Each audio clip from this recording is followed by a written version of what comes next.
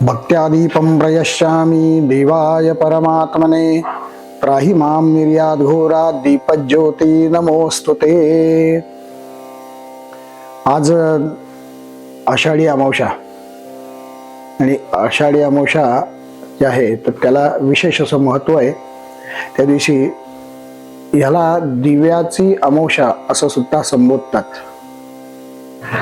या वर्षाची जी अमावस्या आहे तर ही शनिवारी म्हणजे 3 ऑगस्ट शनिवार दुपारी 12:51 ही प्रारंभ होते आणि 4 ऑगस्ट म्हणजे रविवारी आज 4:43 दुपारून ही संपते आहे।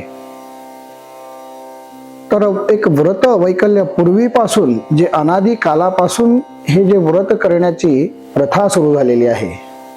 तर हा जो भाग आहे हा कुलाचाराचा भाग येतो, कुळधर्म आणि कुळाचार।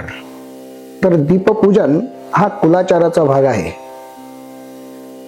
तर शनिवारी ज्या वेळेला ही अमावस्या लागते तर त्या वेळेला त्याच्यानंतर दिवे हे स्वच्छ करायचे। पण कुठल्या प्रकारचे, मग ते समई असो, निरांजनी असो, तुमची पूर्वी चिमणी होती, त्यानंतर कंदील होते, जे जे आहे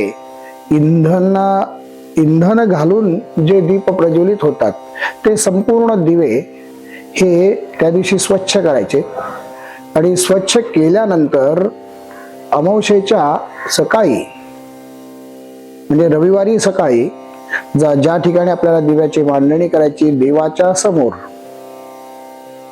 समोर संपूर्ण स्वच्छ करायचं। त्या ठिकाणी रांगोळी काढायची, उत्तम पाट ठेवायचा, पाटावर आपल्याला शुद्ध वस्त्र असं टाकायचं आणि त्याच्यानंतर तिथे सजावट करून त्याच्यामध्ये हे स्वच्छ केलेले दिवे जे आहेत ते सर्व प्रकारचे दिवे हे ठेवायचे। आणि ठेवल्यानंतर त्याचं पूजन करायचं।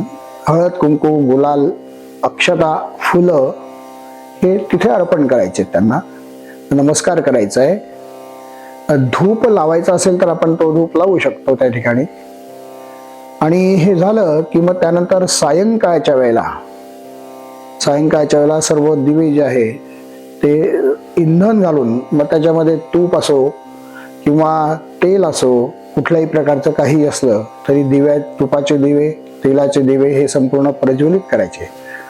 प्रज्वलित करत असताना जर तुम्हाला मंत्र म्हणता आला तर तो मंत्र म्हणा। त्याचं पूजन करत असताना प्रज्वलित झाल्यानंतर पूजन करायचंय। त्याच्यामध्ये ओम मार्गदर्शिकायै नमः असं म्हणायचं किंवा दीपनाथाय नमः असं म्हणा, वंशदीपनाथाय नमः असं म्हणा। आपल्याला जे स्मरणात असेल त्या पद्धतीने हा नाम मंत्र आपण म्हणून आणि त्यांचं पूजन करायचंय। पूजन झाल्यानंतर ज्योतीचा जो कागद आहे त्या ज्योतीच्या कागदामध्ये तो भिंतीला, पूर्वी स्तंभाला ते चिटकवत होते, आता भिंतीला चिटकवायचा आणि त्याचं पूजन करायचंय। त्याचं पूजन तैलाने पूजन करायचंय, हे विशेष आहे। तेल जे आहे कुठल्याही प्रकारचं तेल त्यांच्या अंगावर शिंपडून त्याच्यानंतर मग त्याला हळद, कुंकू, गंध वगैरे लावायचंय। आणि दिव्याचं पूजन हे ह्यासाठी करायचंय की ती मार्गदर्शिका आहे। दिवा हे मार्गदर्शक आहे। ज्या वेळेला आपली द्विधा स्थिती निर्माण होते तर त्यावेळेला आपण दीप प्रज्वलित करायचं आणि त्याच्यासमोर विनंती करायची। आणि विनंती केल्यानंतर जे योग्य मार्ग आहे, यशाचा मार्ग आहे, तर त्या मार्गावर तू प्रकाश टाक, अशा पद्धतीची विनंती आपण त्यांना करायची आहे। त्याच्यानंतर अनेक कारणांसाठी दीप प्रज्वलित करतात। नित्याचा जो दिवा आहे तो तेलाचा दिवा आपण देवाच्या डाव्या बाजूला आपण ठेवत असतो आणि तुपाचा जो दिवा आहे तो देवाच्या उजव्या बाजूला आपण ठेवत असतो। तर ह्या दोघांचं कार्य जे आहे जरी एक असलं तरी पूजनाची पद्धत मात्र सारखीच आहे। हे झाल्यानंतर त्याला दूध आणि साखर याचा नैवेद्य त्या दिव्यांना लावायचा आहे। त्यांना पुन्हा पुन्हा विनंती करायची की आमच्या पितरांना तुम्ही मोक्ष द्या। त्याच्यानंतर बालकांना आणि घरातल्या सगळ्यांना तुम्ही मार्गदर्शन करा, यशाच्या मार्गावर तुम्ही प्रकाश टाका। आणि अशा पद्धतीचं आमचा जो वंश आहे त्या वंशाची वृद्धी सुद्धा ही त्याच्यासाठी सुद्धा तुमचा आशीर्वाद, तुमचं छत्र जे आहे तर हे ते आमच्यावर असू द्या.